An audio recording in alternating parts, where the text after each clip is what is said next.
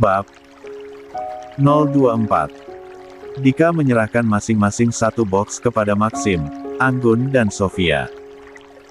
Dan satu box lagi akan dia berikan kepada Mika. Setelah menerima box makan siang dari Dika, tiga orang itu pun segera masuk ke dalam ruangan Kayla, sedangkan Mika berdiam diri di sudut ruangan. Dika mendekat lalu memandanginya dari kepala hingga kaki. Rambut Mika tampak berantakan, wajahnya pucat dan matanya sembab. Dia hanya menundukkan kepalanya. Dika berdiri tepat di depan Mika. "Ini untukmu, makanlah," ucap Dika sambil menyodorkan box makanan itu kepada Mika. Mika yang memang sudah sangat kelaparan pun menyambut box itu dengan tangan yang bergetar, dan Dika melihatnya. "Ada apa denganmu? Kenapa begitu berantakan?" Dika tidak ingin peduli, tapi mulutnya tidak bisa untuk tidak bertanya. Mika pun menghela napasnya yang masih bercampur dengan isakan, bekas terlalu lama menangis. "Aku sangat takut jika terjadi hal buruk pada Kayla, aku sudah lalai menjaganya." Kedua matanya kembali berembun. Entah kenapa Dika jadi kasihan padanya, sebegitu takutnya dia pada Hansel sehingga jadi seperti ini. Kedua tangan Dika bergerak memperbaiki rambut Mika yang berantakan. "Jangan seperti ini, kamu terlihat seperti orang gila. Jangan buat malu," ucapnya kemudian menurunkan lagi tangannya ketika rambut Mika sudah sedikit lebih rapi. 138. Mika pun menyadari penampilannya terlihat begitu buruk, padahal ketika dulu dia selalu berpenampilan fashionable, seksi dan cantik. Pengalaman buruk selama di penjara benar-benar memberikan pelajaran berharga padanya. Otaknya pun menjadi waras. Menurut Mika, jika dia bisa menjadi orang baik, mengapa harus menjadi jahat? 139. Ulang tahun kakak Gavin. Hansel sedang berada di luar sebuah ruangan dengan pembatas dinding kaca. Dari tempatnya berdiri dia bisa melihat dengan jelas ketiga bayi mungil yang masih dirawat di dalam inkubator. "Kenapa anak-anakku dimasukkan ke dalam tabung seperti itu?" Hansel protes pada Priska. Priska pun melirik ke arah Hansel sekilas sebelum menjawab, "Tabung itu disebut inkubator, Tuan, tempat semua bayi yang baru lahir dalam keadaan prematur atau bayi-bayi yang lahir lebih cepat dari waktunya." "Apa mereka baik-baik saja?" "Tentu, Tuan. Inkubator membantu proses metabolisme dan membantu organ vital mereka agar berfungsi sempurna. Bawa mereka ke dalam ruangan istriku sekarang." "Istriku ingin melihat mereka," perintahnya tegas. Priska langsung menelan ludah. "Baiklah, Tuan. Akan kami persiapkan dahulu sebelum benar-benar membawa mereka ke dalam ruangan Nona Kayla." "Ya, apalagi yang bisa dilakukan Priska kecuali menuruti perintah sang pemilik rumah sakit." Hansel tersenyum tipis saat melihat bayi-bayinya yang tertidur dan terlihat damai. Sangat tidak sabar untuk segera memeluk dan menggendong mereka. Dia pun teringat pada Gavin, apakah Gavin juga sekecil mereka ketika lahir? Batinnya. Priska terlihat masuk ke dalam ruangan kaca itu dengan mengenakan pakaian khusus yang sudah disteril bersama beberapa petugas medis yang sudah ada di dalam sana. Mereka terlihat sedang saling berbicara. Hansel mengamatinya. Mungkin sedang membahas tentang perintah Hansel tadi. Tidak ingin berlama-lama meninggalkan istrinya, Hansel pun memutuskan untuk kembali ke ruangan Kayla. Hansel berdehem ketika dia sudah kembali dan mendapati Dika sedang berdiri berhadapan dengan Mika. Dika menoleh dan segera berdiri tegak ketika mengetahui bahwa itu adalah Hansel. Namun, Hansel hanya menatap Dika datar. Apa kamu ingin berganti pakaian? Tanya Dika seolah tidak ada apa-apa. Hansel sedikit melirik Mika yang berdiri di belakang Dika. Bawa semua orang pulang. Aku tidak ingin mereka membuat istriku semakin lelah. Tegas Hansel. Dika hanya menjawab dengan anggukan, lalu mengikuti langkah Hansel yang masuk ke dalam ruangan Kayla. Kedua orang tua Hansel bersama Sofia ternyata sedang makan siang bersama di bagian ruangan yang terdapat meja dan kursi khusus digunakan untuk makan. Kayla meminta mereka agar segera makan siang karena ketika masuk tadi Kayla melihat mereka sedang membawa box bertuliskan nama restoran ternama. Kayla memang sangat peka dan perhatian padahal yang sedang dirawat adalah dirinya. Hansel menoleh ke samping kirinya tempat di mana ketiga orang tadi sedang menyantap makan siang. Dia lalu mendekati mereka. 140. Sebaiknya kalian pulang dan beristirahat di mansion. Akhirnya Hansel mau berbicara pada mereka. Hatinya sudah tenang saat ini ketika sudah melihat istri dan ketiga bayinya dalam kondisi baik-baik saja. Mereka bertiga baru saja menyelesaikan makannya. Anggun pun langsung berdiri mendekati putranya. Hansel, apa kamu marah pada kami? Mommy minta maaf, sayang, ucap Anggun. Pulanglah Mom, biarkan istriku beristirahat agar dia cepat pulih. Dan kalian sebaiknya jangan seperti ini, sampai telat makan. Kayla malah akan tambah khawatir pada kalian semua. Hansel menatap mereka bertiga bergantian. Maxim mengangguk. Hansel benar, sebaiknya kita segera pulang. Biarkan Kayla istirahat dulu karena dia baru saja sadar. Nanti kita bisa kembali ke sini lagi. Tapi Maxim, aku bahkan belum melihat cucu-cucuku, protes Anggun. Mereka akan dipindahkan kemari Mom, kembalilah besok. Tegas Hansel. Anggun pun sudah tak ingin membantah lagi. Kayla dan ketiga bayi mereka adalah milik Hansel sehingga jika Hansel melarangnya untuk bertemu maka Anggun tak akan memaksa.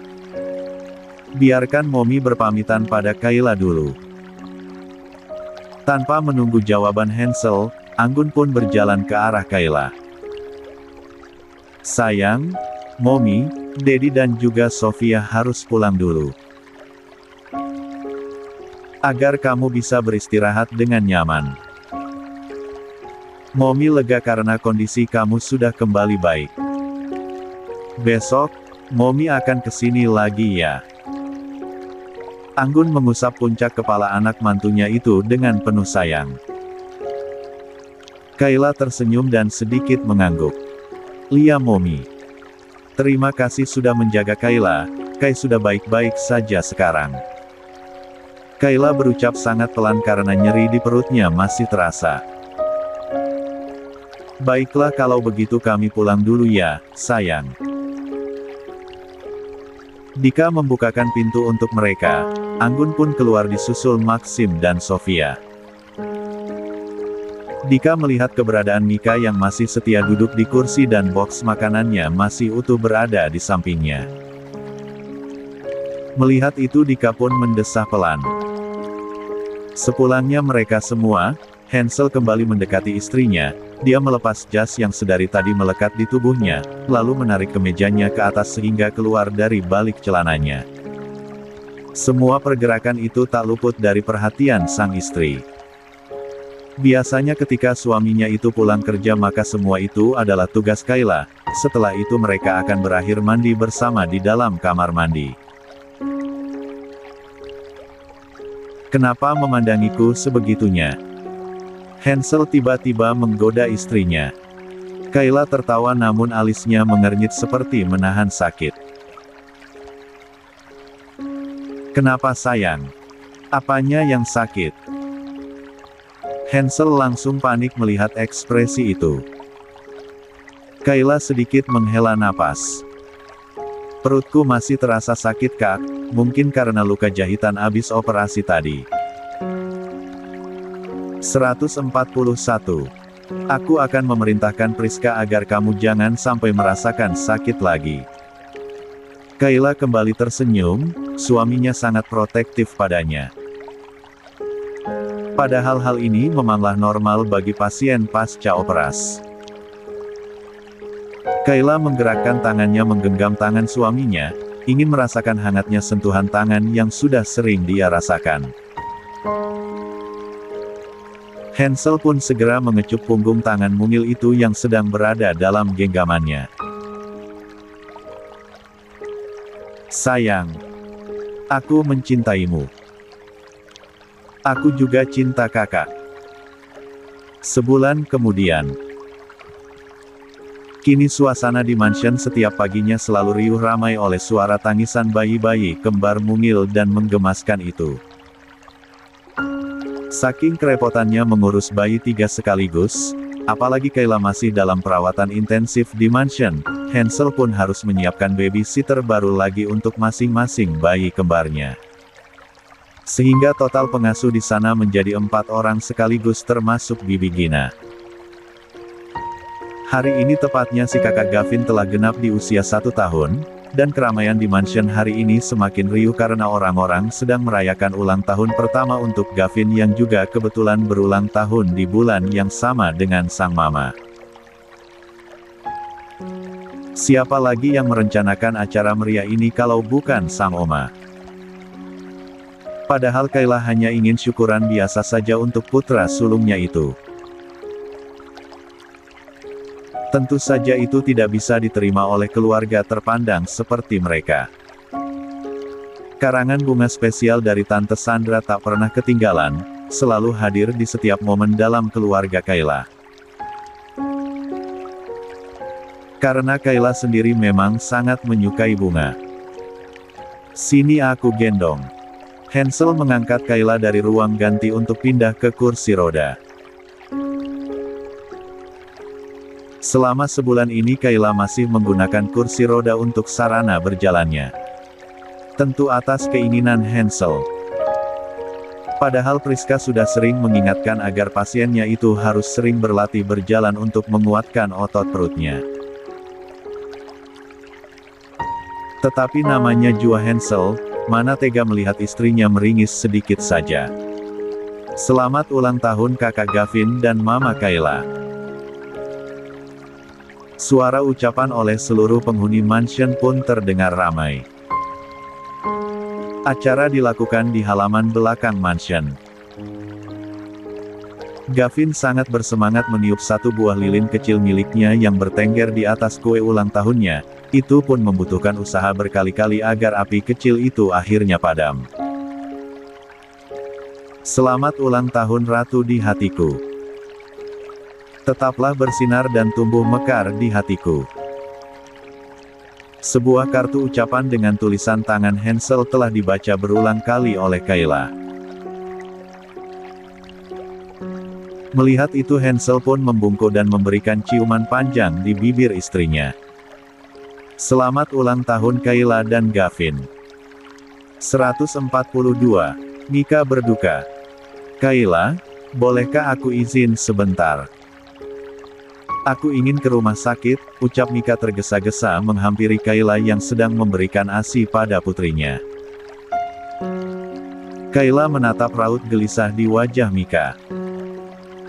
Apa yang terjadi? Tanyanya. Baru saja pelayan di sana meneleponku dan mengatakan bahwa mama sedang kehilangan kesadaran, sahut Mika panik. Kayla pun mengerti kenapa Mika tampak gusar.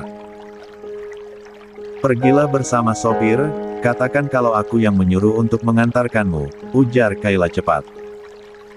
Setelah mengangguk dan mengucap terima kasih, Mika bergegas berlari menuju lift. Sepeninggal Mika, Kayla melamun sembari memangku putri cantiknya yang masih menyusu. Seminggu yang lalu sehabis acara ulang tahunnya bersama Gavin, ibunya Mika sempat dikabarkan drop sehingga Mika tidak ikut merayakan acara mereka hingga selesai. Kayla jadi merasa kasihan karena di saat dirinya tengah berbahagia, tetapi temannya malah bersedih. "Hei, kenapa melamun?" tegur Hansel yang baru saja masuk ke kamar si kembar tiga itu tanpa disadari oleh istrinya. Dia mengusap punggung Kayla. Kayla tersenyum sejenak. "Kak, bolehkah aku meminta sesuatu?" "Boleh sayang. Katakanlah." Hansel bangkit sejenak untuk meraih salah satu putra kembarnya dari dalam boks bayi karena terdengar suara rengekan kecil ketika melihatnya datang. Setelahnya Hansel kembali duduk di atas sofa bersebelahan dengan istrinya. "Tapi berjanjilah untuk mengabulkan keinginanku." Pinta Kayla terlihat serius menatap suaminya. Tapi Hansel malah terkekeh karena wajah serius istrinya malah terlihat lucu di matanya. "Bukankah aku selalu mengabulkan keinginanmu, sayang? Katakanlah kamu mau apa?" "Aku ingin Mika kembali bekerja sebagai sekretaris kakak di perusahaan." Kening Hansel mengernyit. "Kenapa begitu? Dia itu seorang sarjana dan juga sangat pintar, Kak. Sangat tidak pantas memaksa dia menjadi seorang pelayan. Lagi pula dia sudah cukup menebus kesalahannya." Hansel melengos karena malas menanggapi permintaan istrinya kali ini. "Tidak, dia akan tetap jadi pelayan," tegasnya. Kayla langsung mendengus. "Tadi katanya akan mengabulkan semua permintaan aku." Dia berseru kesal. Baru kali ini dia kesal karena tidak dituruti oleh suaminya. Putri kecilnya yang sedari tadi sedang berada di pangkuannya pun sampai menangis karena kaget. Hansel langsung menatap Kayla. "Sayang, kecilkan suaramu." Tatapan Hansel sedikit menusuk membuat mata Kayla 143 berkaca-kaca. Dia sadar seharusnya tidak boleh berteriak di depan anak-anaknya. "Maafkan Mama, sayang." Kayla pun menenangkan putrinya itu hingga perlahan kembali tertidur. Hansel menghela napasnya, dia juga menyadari kalau tidak seharusnya memarahi Kayla hanya karena orang lain. Dia pun mengelus kepala istrinya dan berucap pelan. "Aku akan mempertimbangkannya, nanti aku bicarakan pada Dika." Kayla hanya merespons dengan anggukan, kepalanya masih menunduk menatap pada putrinya yang sudah terlelap di pangkuan. Kamar ketiga anak kembar itu berada dalam satu ruangan, dan Gavin berada di kamar yang berbeda. Awalnya mereka berempat digabung dalam satu kamar. Tetapi karena Gavin sangat aktif dan juga berisik sehingga selalu saja membuat adik-adiknya menangis karena terkejut. Pernah suatu ketika, Gavin sedang asyik bermain pesawat terbang yang berbahan boneka. Karena akan menerbangkan pesawatnya, Gavin pun melemparnya kuat-kuat ke atas. Alhasil boneka pesawat itu terjatuh ke dalam boks bayi milik adik perempuannya dan mengenai wajahnya. Tangisan histeris pun tak dapat dihindari. Setelah kejadian demi kejadian terulang maka Hansel pun menyerah. Putra sulungnya itu harus segera dipisahkan dari adik-adiknya. Hansel bangkit untuk menaruh putra yang digendongnya kembali ke dalam boks bayinya karena telah kembali tertidur. Setelahnya, dia mengambil alih putrinya dari pangkuan Kayla untuk dimasukkan juga ke dalam boks bayi. Masing-masing.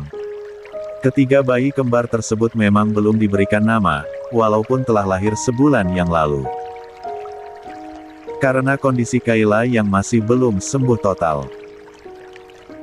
Hansel akan mengumumkannya secara resmi di perusahaan beberapa hari lagi bersamaan dengan pengangkatan Dika menjadi presidir baru di PT Sky Company menggantikan mendiang ayahnya. Setelah menidurkan triple baby, Kayla dan Hansel pun keluar untuk makan siang bersama Anggun dan juga Maxim. Hansel, acara kalian besok lusa jadi di perusahaan? Tanya Anggun. Hansel mengangguk sambil menerima piring makannya dari Kayla. Semua sudah dipersiapkan, Mom. Apa kamu juga mengundang media? Maxim bertanya. Tentu saja Dad, putra dan putriku harus dikenal oleh dunia sebagai penerus Richard. Kecuali istriku. Hansel terkekeh menoleh pada istrinya di samping. Dasar posesif. Maxim mencebik. Mereka pun tertawa lalu memulai makan siang dengan tenang. Saat ini Hansel telah memutuskan untuk bekerja di rumah saja agar bisa lebih banyak waktu bersama istri dan juga anak-anaknya. Hansel masih tetap sebagai CEO tetapi dia telah memberikan jabatan presidir pada Dika sebagai orang yang dia percaya untuk mengendalikan perusahaan. Tetapi tetap saja apapun keputusan penting harus berdasarkan keputusan dari CEO, yaitu Hansel sendiri. Saat berada di dalam kamarnya, Kayla membuka ponsel lalu mengerutkan alisnya. Terlihat puluhan panggilan dari 144. Mika yang tak terjawab. Kenapa dia menelepon sebanyak ini? Gumamnya, lalu dia pun berniat untuk menelepon balik. Tetapi sebelum dia memulai panggilannya, pesan singkat pun masuk. Kayla. Mama sudah pergi. Itu adalah isi pesan singkat dari Mika. Mata Kayla membola hingga tangannya pun ikut bergetar karena terkejut. Dia paham maksud pesan itu, ibunya Mika telah meninggal dunia. Kayla segera menghubungi nomor ponsel Mika. Setelah tersambung, tak ada suara yang Kayla dengar. Halo Mika. Panggil Kayla. Sesaat kemudian suara isak tangis terdengar, Kayla menebak Mika pasti sedang menangis. Kay, maaf aku harus pulang terlambat. Mama sudah meninggal, aku harus mengurus kepulangannya ke rumah. Mika berucap sesenggukan. Kelihatan sekali dia sedang berusaha menahan tangisnya. Mika aku turut berduka. Maaf tadi aku tidak mengangkat telepon karena ponselku tertinggal di dalam kamar. Tidak apa-apa. Ada siapa yang membantumu di sana?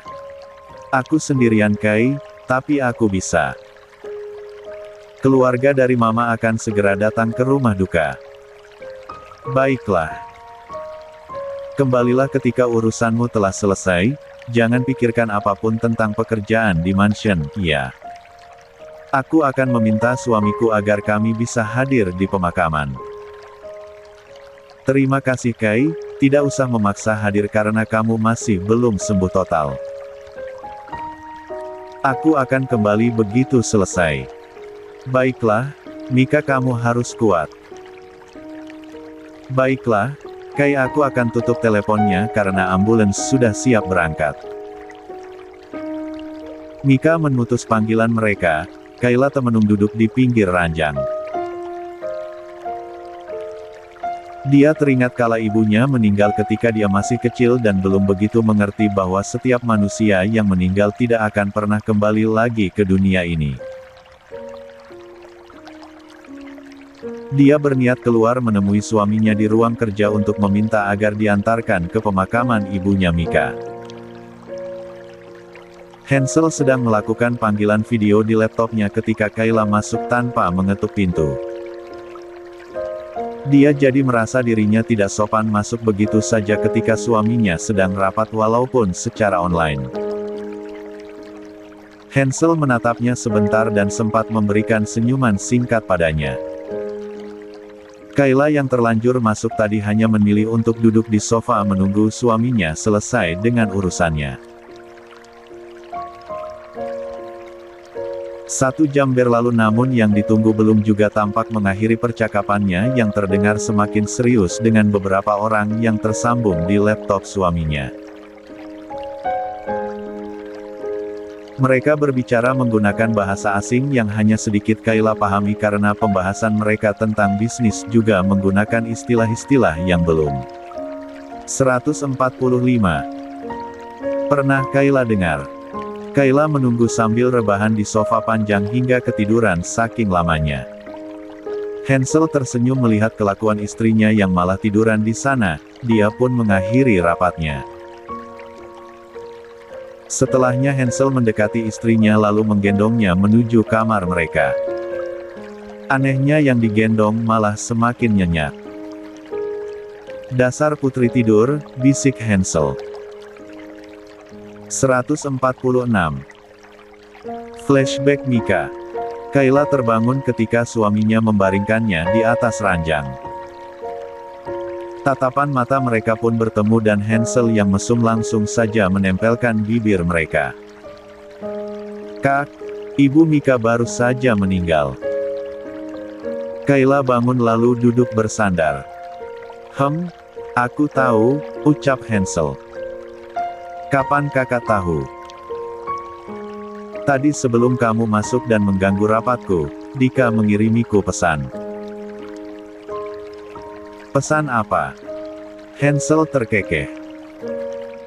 Ya tentang berita yang kamu ucapkan tadi, sayang. Gemas sekali dia pada istri polos dan lemotnya ini. Oh, jadi Dika sudah tahu. Kayla sudah dilarang oleh Hansel memanggil Dika dengan sebutan Kak, karena itu hanya khusus panggilan untuknya saja. Bisakah kita ke sana? Aku ingin menghadiri pemakamannya, pinta Kayla. Tidak bisa sayang. Mereka bukan siapa-siapa kita. Tapi kan Mika bekerja di sini, Kak. Hansel mengangkat kedua alisnya. Aku mengerti hatimu itu terlalu baik, sayang. Tetapi ini tentang bisnis, suamimu ini bukanlah orang yang baik hati di dunia bisnis. Kayla diam karena masih bingung dengan ucapan ambigu itu. Aku punya hubungan yang tak baik dengan ayah Mika dalam hal bisnis, perusahaan miliknya permaku rebut dan sekarang telah menjadi milikku. Sehingga bukanlah hal baik jika tiba-tiba saja aku hadir di pemakaman istrinya. Kamu mengerti, kan? Aku mengerti. Kayla mengangguk. Sekarang dia paham kalau ternyata suaminya ini punya banyak pesaing hingga musuh di dunia bisnis. Semakin sukses seseorang maka semakin banyak pula yang berusaha menjatuhkan. Begitu pikirnya. Mika, maaf kami tidak bisa hadir di pemakaman. Isi pesan Kayla pada Mika, beberapa saat kemudian. Tak berapa lama, pesan balasan pun masuk di ponsel Kayla. Tidak apa Kai, Dika ada di sini. Dia menyampaikan ucapan bela sungkawa dari kalian. Terima kasih atas perhatian kalian ya. Kayla sendiri tidak tahu kalau suaminya telah menyuruh Dika hadir di sana untuk mewakili mereka. Baiklah Mika, kamu harus tetap kuat ya. Kembalilah saat urusanmu di sana sudah selesai. Hanya kata-kata itu yang dia kirimkan sebagai balasan. Di kediaman Mika. 147. Beberapa jam yang lalu, Amalia Prananto nama ibu dari Mika telah menghembuskan nafas terakhirnya. Berbulan-bulan merawat ibunya dalam duka dan kesedihan, Mika tahu tak ada lagi harapan kesembuhan pada ibunya. Mika pun telah ikhlas melepas kepergian sang ibu ke tempat peristirahatannya yang terakhir. Mika percaya bahwa kematian adalah jalan keluar dari kesengsaraan di dunia, namun bagi kita yang masih diberikan kehidupan maka sudah seharusnya bagi kita untuk berjuang melawan kerasnya perjalanan di dunia ini. Selama beberapa bulan ini, setelah mendapatkan pekerjaan dan penghasilan sendiri, Mika pun tak lagi bergantung pada ayahnya yang sudah mengabaikannya semenjak dia bebas dari penjara. Dan dia tahu bahwa ayahnya telah kembali hidup bersama mantan istrinya terdahulu. Ketika masih berada di samping ibunya saat hembusan nafas terakhir sang ibu, Mika mengambil ponselnya dan segera mengetikkan sebuah pesan. Kamu sudah bebas sekarang, mamaku sudah tiada. Maafkan aku telah menyusahkanmu beberapa bulan ini. Terima kasih sekali lagi. Lalu dia kirim pesan itu pada nomor ponsel seseorang yang ditujukan. Mika tersenyum getir akan statusnya yang telah menjadi seorang janda hanya dalam kurun waktu kurang dari 3 bulan. Tidak ada balasan dari pesan yang dia kirim tadi, Mika pun memilih untuk tak berharap. Setelah menghubungi Kayla dan keluarga pihak ibunya, dia pun siap untuk mengiringi kepulangan jasad sang ibu tercinta.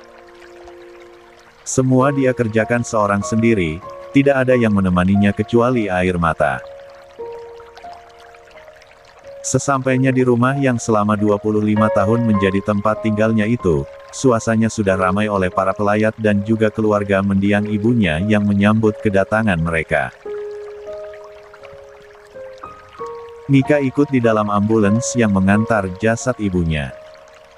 Sekali lagi dia mencoba menghubungi ayahnya, namun selalu berakhir dengan suara mailbox.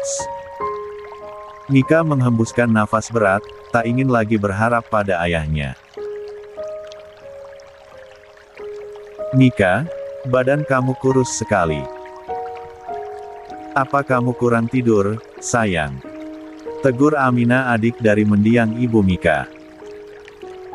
Mereka tidak pernah tahu tentang Mika yang pernah dipenjara dan berakhir menjadi seorang pelayan.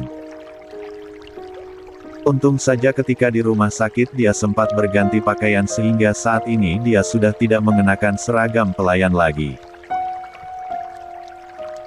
Setelah rangkaian pemandian jenazah hingga selesai, tibalah waktunya untuk mengantarkan mendiang ke rumah terakhirnya. Mika selalu berdiri paling depan, tak ingin terlewatkan sama sekali. Kehadiran keluarga ibunya sedikit mengurangi sesak di dadanya. Air mata pun dapat ditahan. Tanpa Mika sadari Dika telah hadir di sana berdiri tak jauh darinya. Dika menatap ke arah Mika yang terlihat dari samping dengan jarak yang tak begitu jauh. Dia pernah merasakan kesedihan itu ketika kehilangan kedua orang tuanya sekaligus. Dia pun sama, tak punya saudara kandung seperti Mika. Mika, kami akan pulang duluan untuk menyiapkan acara doa nanti malam, ucap Amina. Baiklah tante, nanti Mika akan menyusul, sahut Mika. Amina pun pulang bersama semua keluarga yang ikut hadir di pemakaman. Padahal Mika sendiri tidak tahu akan pulang naik apa karena saat pergi tadi dia ikut di dalam mobil ambulans. Barulah ketika semua orang pergi dan tinggal Mika seorang, perasaan sakit itu muncul lagi menyesakkan dadanya. Mika memejamkan matanya berusaha keras untuk tidak lagi menangis, hembusan angin yang cukup kencang ikut. 148. Mengibaskan helaian rambut panjangnya. Tepat ketika dia membuka matanya dia terkejut karena masih ada seseorang di sana yang berjalan mendekatinya. Dia adalah Dika, yang sedari tadi telah hadir namun tak Mika sadari. Melihat wajah Dika, entah kenapa menambah sesak hingga dia kesulitan bernapas, matanya pun kembali memanas.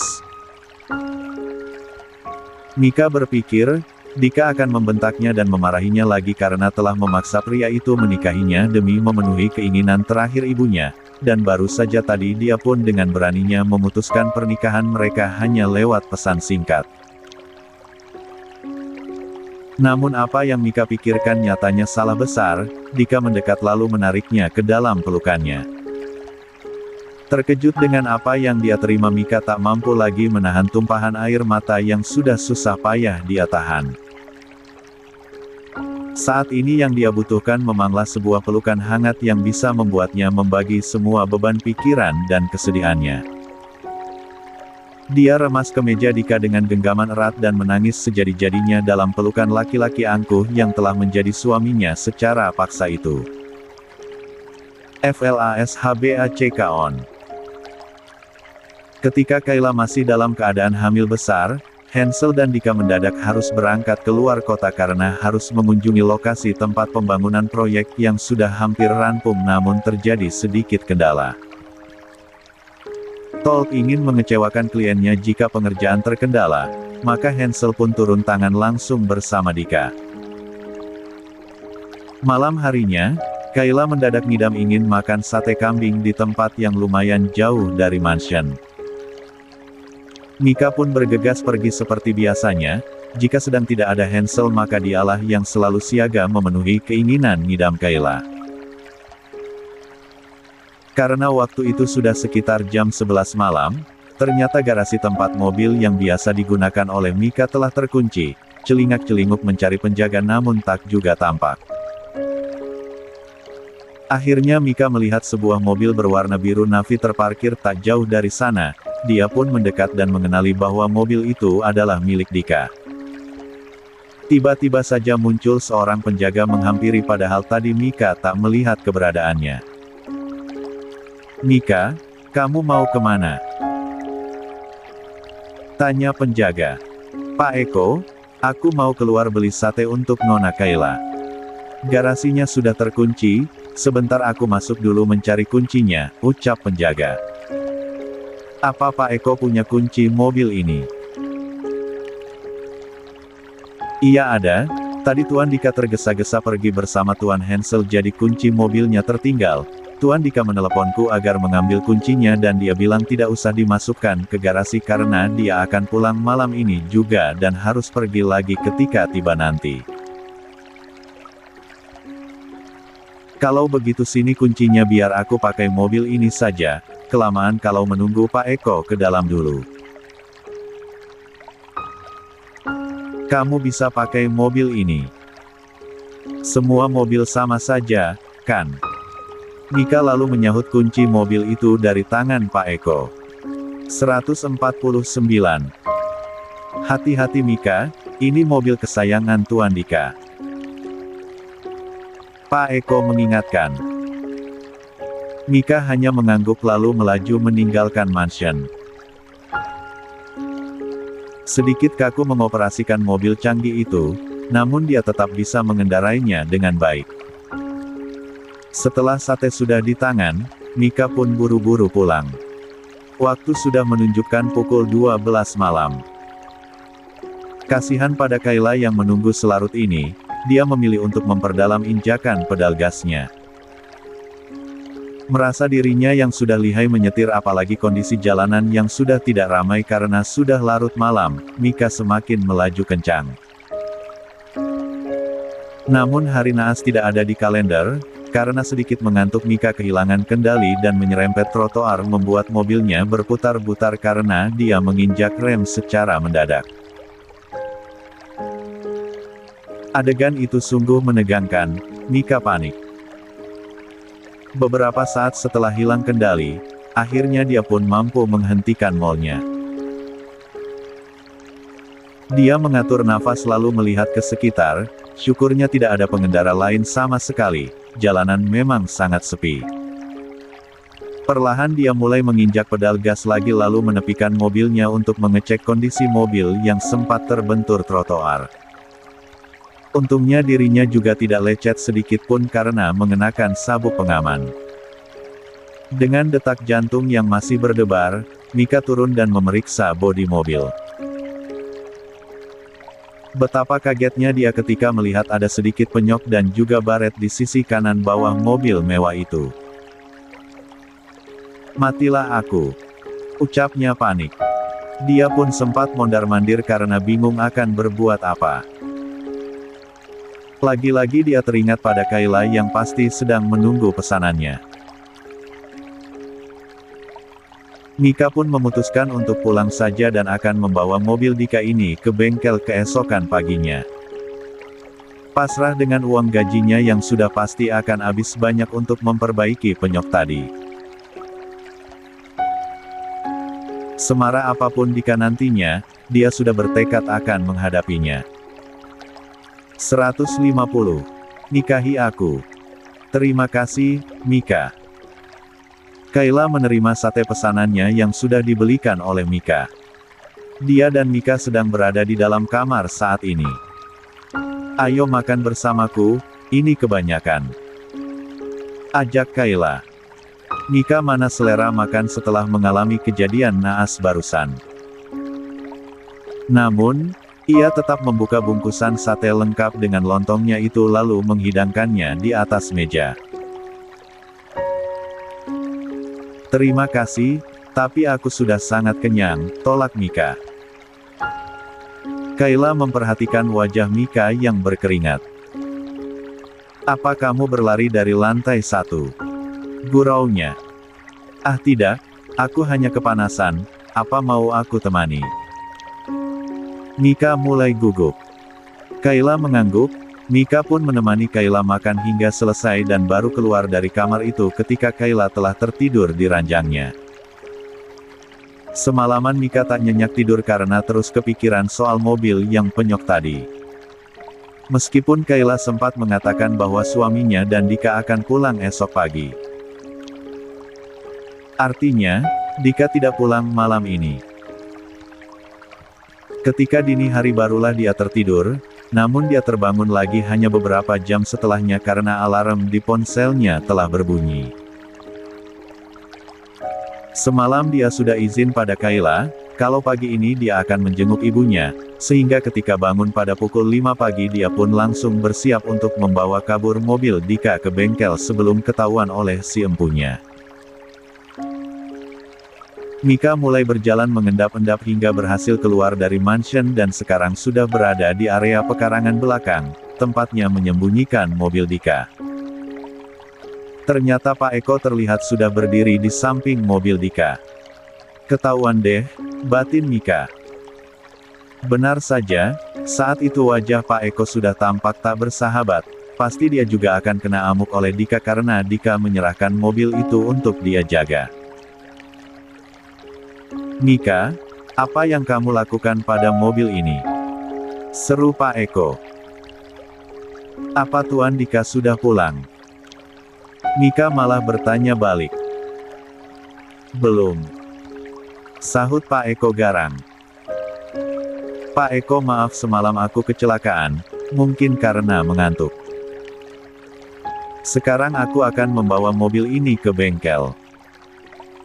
Semoga bisa selesai diperbaiki sebelum Tuan Dika kembali." Melihat wajah Mika yang sangat gusar, Pak Eko pun menyuruhnya pergi dan segera kembali lebih cepat dan mobil Dika sudah harus kembali seperti kondisi sebelumnya. Segera Mika melaju keluar gerbang dan masuk ke jalan raya menyisiri jalan demi mencari sebuah bengkel mobil.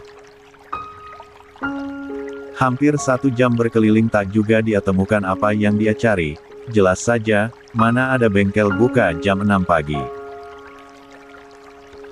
Saking kalutnya hingga dia tak bisa berpikir jernih.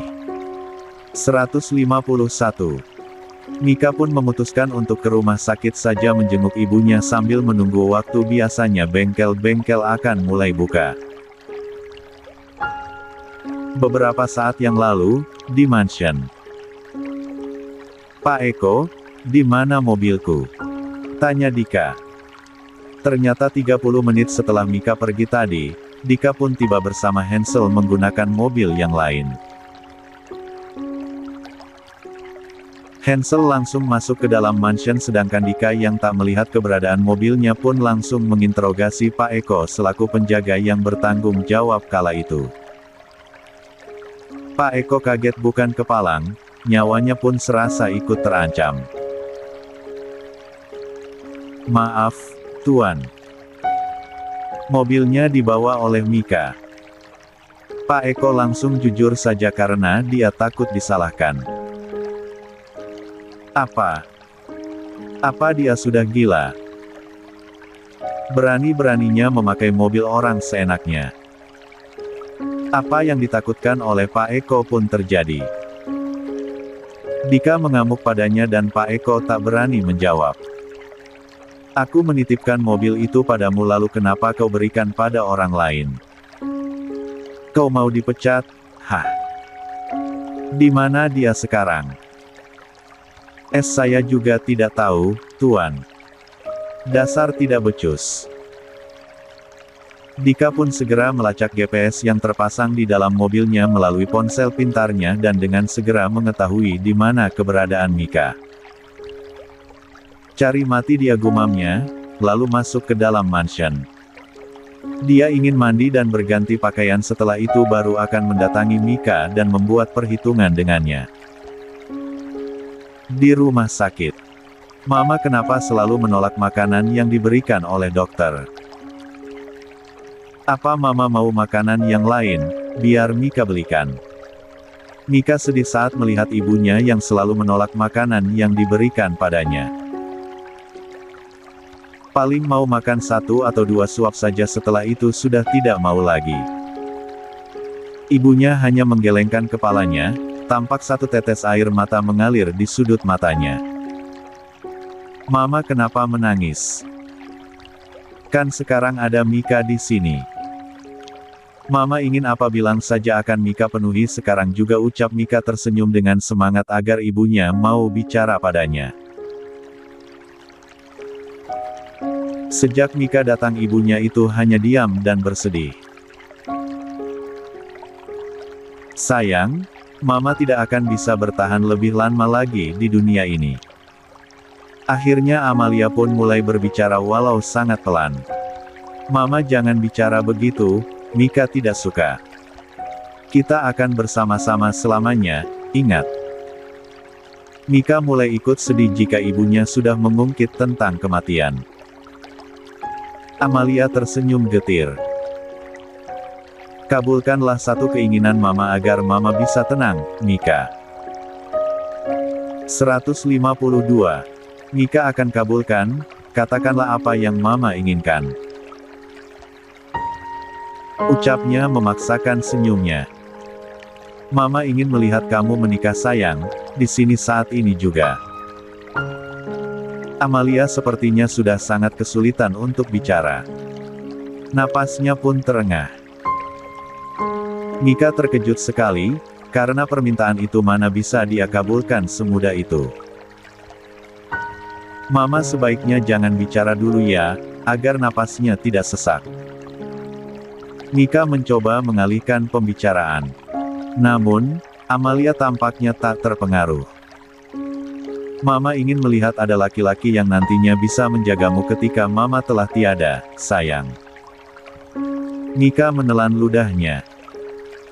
Ma, memangnya menikah semudah membeli baju? Kalau Mika sudah punya kekasih pasti Mika akan menikah, guraunya. Lagi-lagi Amalia menggelengkan kepalanya. Waktu Mama tidak akan lama, Mama hanya ingin meninggalkanmu dengan tenang. Mika menghela napasnya, cukup sudah tentang menikah. Dia harus mencari alasan untuk keluar dari sana.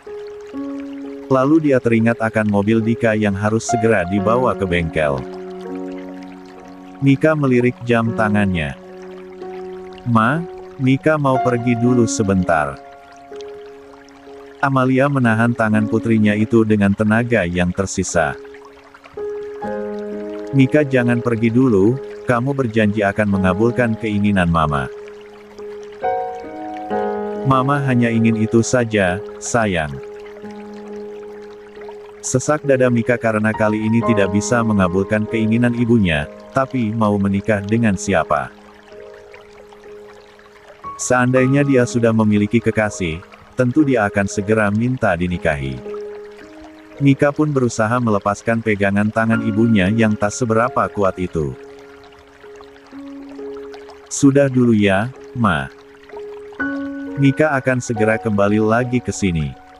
Dia bangkit dan mengecup kepala ibunya sebelum benar-benar beranjak dari sana. Ibunya hanya bisa diam memperhatikan pergerakan putrinya yang semakin menjauh darinya.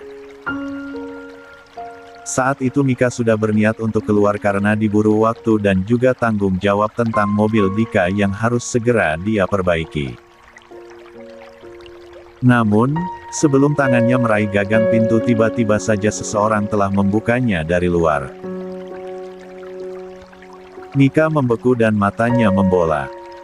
Kamu, ucapnya. Dika berdiri di hadapannya dan menatapnya garang. Aku sudah melihat mobilku yang ringsek dan aku tahu pelakunya adalah kamu. Suaranya pelan namun menusuk ke jantung Mika. Baru saja Mika akan berucap, namun sayup terdengar suara ibunya memanggil. Mika. Dia pun menoleh ke arah ibunya sejenak lalu kembali menatap Dika.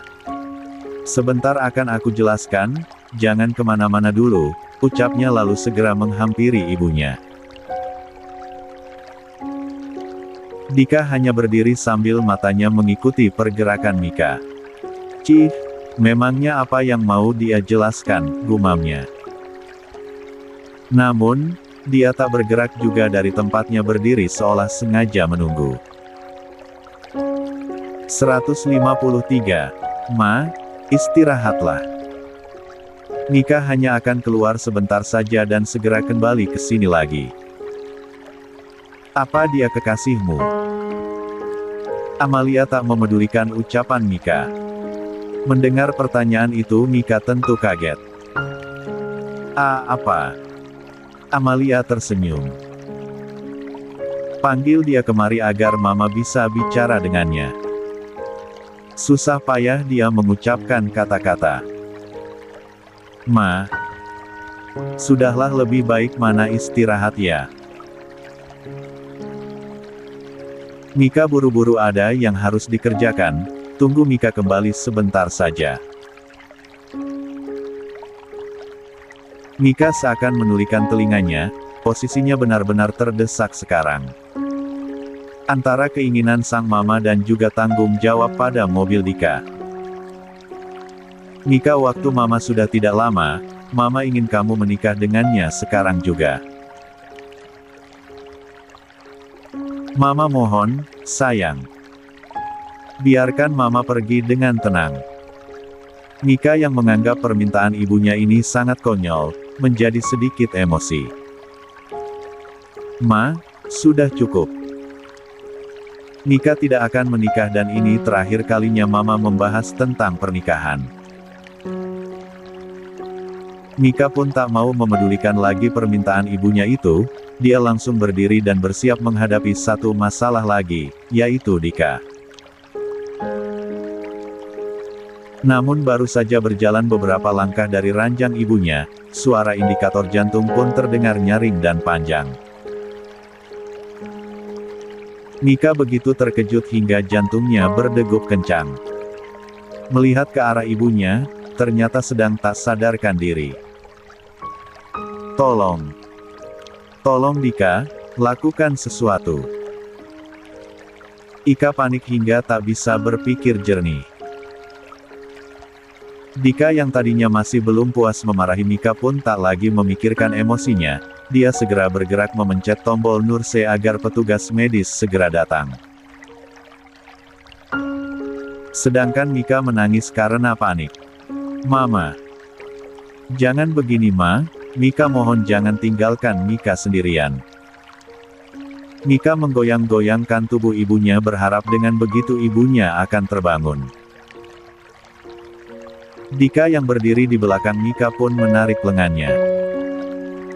Mundurlah, biarkan dokter memeriksa, ucapnya dengan tenang karena petugas medis dan dokter sudah datang dan segera melakukan tindakan. Apa yang harus aku lakukan? Ucap Mika di sela tangisnya. Dia teringat pada keinginan ibunya agar dia menikah sekarang juga. Jika memang hari ini adalah hari terakhir hidup ibunya maka akan dia lakukan apapun meskipun harus menikah pura-pura. Tanpa berpikir panjang, dia pun membalik tubuhnya hingga berhadapan dengan Dika. Dika. Tolong nikahi aku sekarang juga. 154. Dika terpaksa. Mendengar ucapan aneh dari Mika itu, Dika segera mendorong tubuh Mika hingga Mika mundur satu langkah. Dasar wanita gila. Ibumu sedang sekarat kamu malah memintaku menikahimu. Apa otakmu itu benar-benar sudah tidak waras? Dika pun menjadi semakin kesal saja. Tadi dia memang sempat mendengar ketika ibunya Mika mengatakan soal menikah, tetapi Dika tidak menyangka bahwa Mika malah meminta itu kepadanya. Dika, dengarkan aku dulu. Sudah cukup, jangan bawa-bawa aku dalam urusanmu karena aku tidak peduli. Mika menoleh ke belakang di mana dokter dan para perawat sedang bergerak cepat menangani ibunya. Melihat itu Mika pun menangis lagi. Dia harus melakukan sesuatu. Mika kembali menatap Dika dan Dika masih dengan tatapan garangnya. Kemarikan kunci mobilku. Dika menengadahkan satu telapak tangannya ke depan wajah Mika. Namun, bukannya memberikan kunci, Mika malah meraih tangan itu lalu menariknya. Ikut aku sebentar, kita bicara di luar. Mika menarik tangan Dika namun tubuh Dika tak bergerak sedikit pun sehingga tubuh kurus itu malah tertarik dan membentur dada Dika. Dika tolong ikutlah, aku mohon pinta Mika. Dika pun memilih mengikuti langkah Mika hingga mereka berdua benar-benar keluar dari ruang inap ibunya. Kini mereka berdua sedang berdiri berhadapan. Mika sedikit bingung untuk merangkai kata-katanya sehingga cukup lama ia terdiam sambil memainkan jari-jari tangannya. Kamu mau bicara atau apa? Waktuku tidak banyak. Seruan dari Dika langsung menyadarkan Mika. Dia pun mendongak menatap mata hitam itu. Dika, mamaku sedang sekarat seperti yang kamu lihat. Sebelum tak sadarkan diri, mama membuat satu permintaan padaku. Dika menautkan alisnya namun tak ada niat untuk menyahut ucapan Mika. Mama ingin aku menikah saat ini juga. Mika sedikit terbata-bata, jujur saja dia sangat malu, tapi tekadnya sudah bulat. Kalau begitu menikah saja, kenapa harus pusing-pusing? Dika masih saja emosi.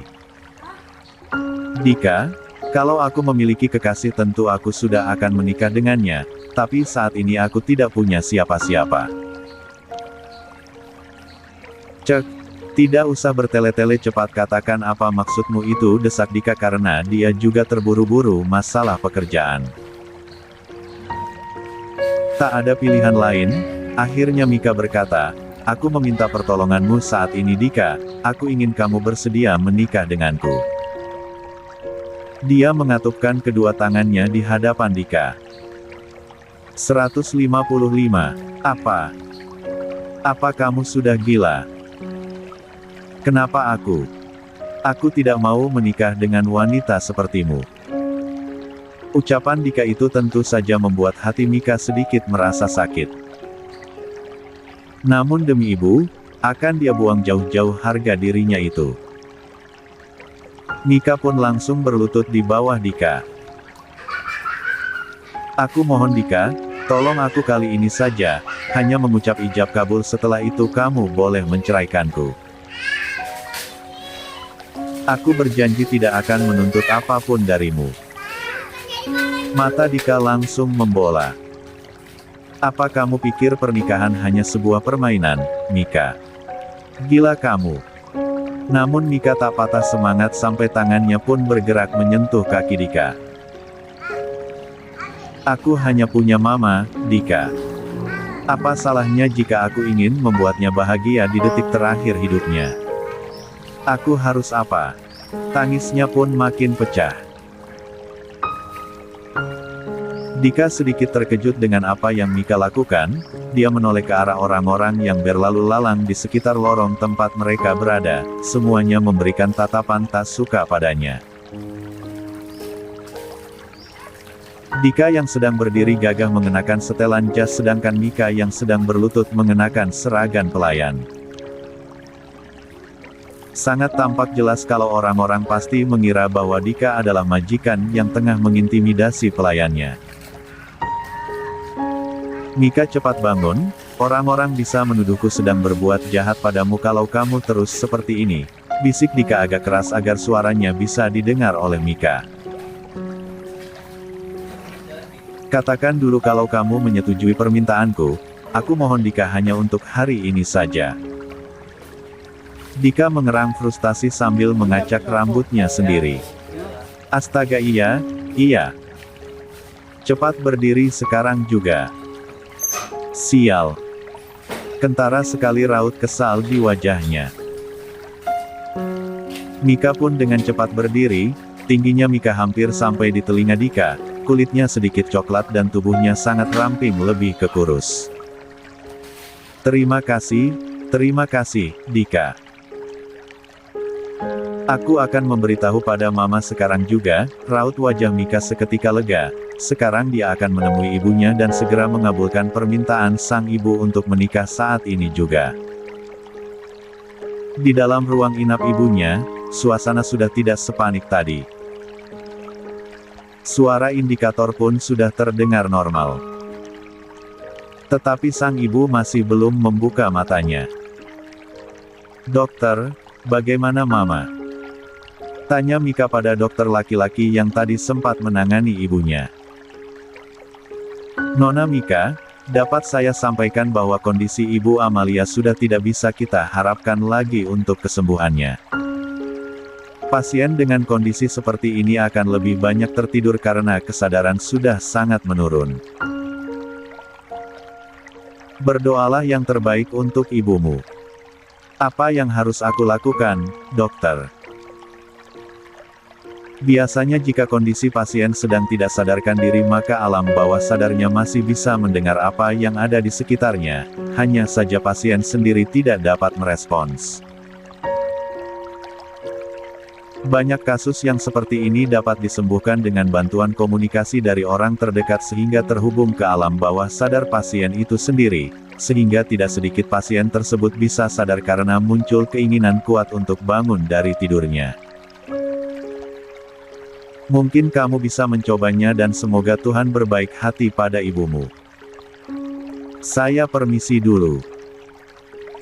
Dokter pun pergi diikuti oleh para perawat yang juga ada di sana. 156. Mika menatap wajah sang ibu dengan temenung, pagi ini sudah sangat menguras tenaga, emosi dan juga air matanya. Cairan bening hangat pun kembali mengalir di pipi tirusnya. Mika merengkuh tubuh yang terbaring tak berdaya dengan mata yang tertutup itu. Mika akan mengabulkan keinginan Mama. Mika akan menikah saat ini juga bersama seorang laki-laki pilihan Mika. Mama harus bangun dan merestui kami. Sayangnya Amalia tak lagi meresponsnya. Alam bawah sadar, Mika teringat pada penjelasan dari dokter barusan bahwa alam bawah sadar ibunya pasti mendengar apa yang dia ucapkan. Mika menoleh mencari keberadaan Dika, ternyata Dika juga sudah berada di dalam sana. Dika cepat ucapkan ijab kabulnya sekarang. Desak Mika. Dika mendengkus.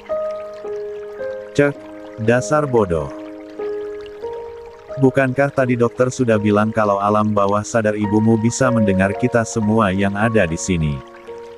Mika mengernyit. Maksudnya bagaimana? Dika pun menarik lengan Mika lalu berbisik di telinganya, agar ibu Mika tak dapat mendengar. Maka pernikahan kita juga harus terdengar nyata. Mika tersentak. Maksud kamu? Harus dengan penghulu. Dika tersenyum miring lalu mengangguk. Dan juga harus dengan wali yaitu papamu.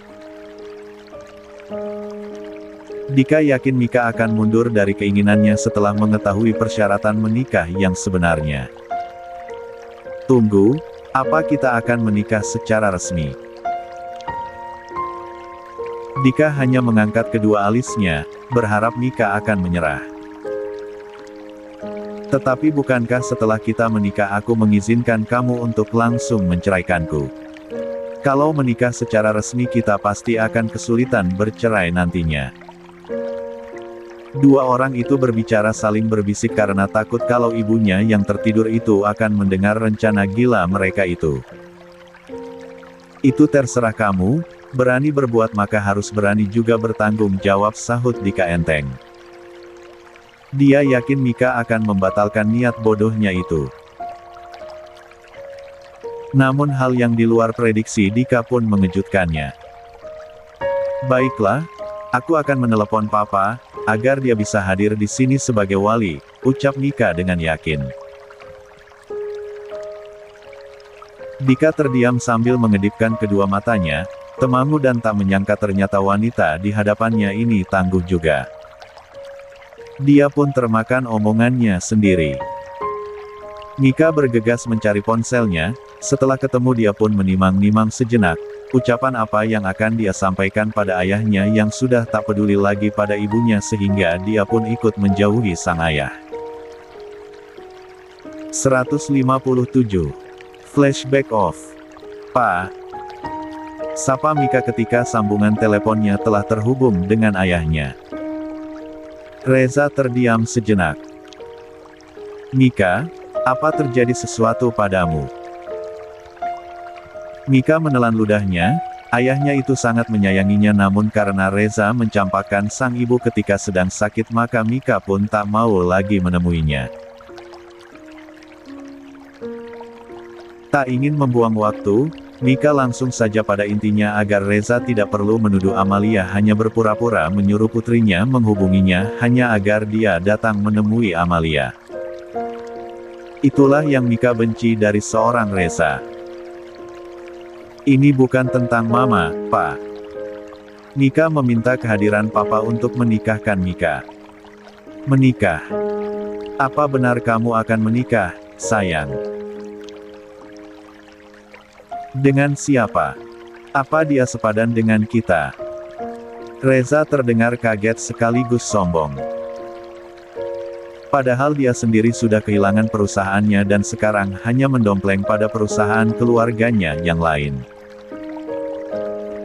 Mika tak ingin banyak bicara lagi karena sudah sering mendengar dan juga muak sekaligus dengan ucapan Reza itu. Ya, datanglah sekarang juga, Pak. Kami semua sudah menunggu Papa. Mika menikah di ruangan Mama. Papa hanya tinggal hadir agar pernikahan Mika sah. Baiklah kalau begitu, tapi Papa tidak bisa lama. Ucapan Reza membuat Mika kesal. Terserah. Sahut Mika lalu menutup teleponnya. Dika sedari tadi hanya diam memperhatikan pergerakan bibir dari mulut Mika yang berucap sangat pelan ketika sedang menelepon. Papa akan segera kemari. Tapi soal penghulu aku tidak tahu kemana mencarinya. Ucap Mika pada Dika. Mencari penghulu sangat mudah bagi seorang Dika, jangankan penghulu bahkan seorang penjahat yang sedang bersembunyi pun bisa dia temukan dengan mudah. Aku akan menelepon penghulu. Meski agak merasa bodoh, Dika segera merogoh ponsel di saku jasnya lalu menelepon penghulu yang dulu pernah menikahkan Hansel dan Kayla. Dika hanya berucap pada intinya saja pada seseorang di panggilan teleponnya, bahwa dia ingin orang tersebut datang sekarang juga ke tempat yang dia sebutkan lalu nikahkan dia. Hanya itu saja lalu telepon pun dia akhiri. Mika sempat ragu siapa yang Dika hubungi tadi. Apa dia benar-benar penghulu? Tanyanya. Dia penghulu asli. Diamlah, waktuku tidak banyak. Dika masih kesal dengan wanita yang sebentar lagi akan menjadi istrinya itu.